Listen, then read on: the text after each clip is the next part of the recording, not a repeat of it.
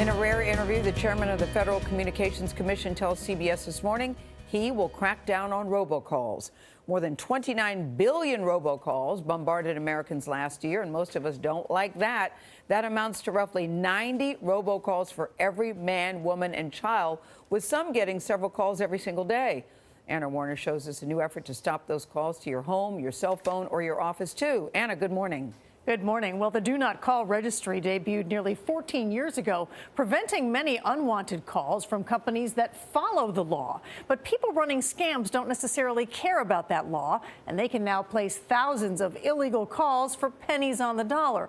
The telecom industry claims it's working to block them, but its efforts are complicated both by legal hurdles and the difficulty of tracing where those calls are coming from.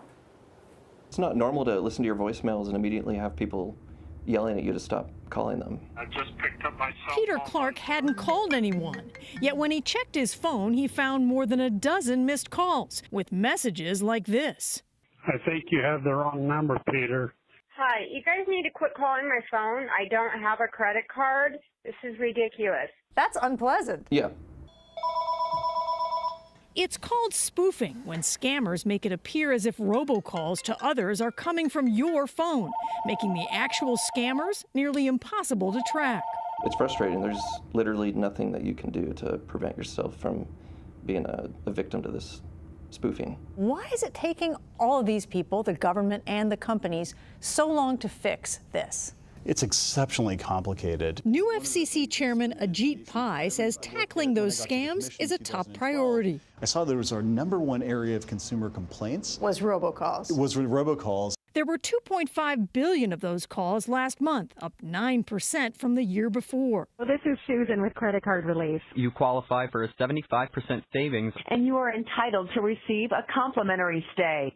Good morning. Last year, the FCC convened what it called a robocall strike force, made up of 33 telecom and tech companies. In a report last month, the group said it's working toward fixes like developing a standard authentication technology to verify exactly where calls come from. That's currently not possible since any call can go through multiple networks. Do you have a deadline for companies to fix this? We certainly want them to move as quickly as possible and as aggressively as possible. Some of it is difficult to do because these are highly technical areas. Do you think this problem will get solved without significant pressure from the government? So far, no. Tim Marvin is with Consumers Union, which 2 years ago started a campaign to get the government and phone companies to stop robocallers. I think the companies could be doing more. They have made small technological progress. It just isn't enough to actually solve the problems. In fact, former FCC Chairman Tom Wheeler said last year phone companies should offer call blocking services to their customers now at no cost. His replacement, Pai, is a former Verizon attorney. Will you insist that the companies offer call blocking and other technologies for free to consumers? That's one of the things I'm very open to doing because I think that it's important for consumers to have all the tools at their disposal. You say open to doing, though. Well, there's some questions about our legal authority that we're working with lawyers to figure out. In some cases, we don't necessarily have the authority to mandate something, but from a consumer perspective, I think it's a good idea. Whatever the hurdles, Peter Clark says companies should be doing more. You know, you see all these line items for fees, so I would assume that I'm paying the companies to implement fixes.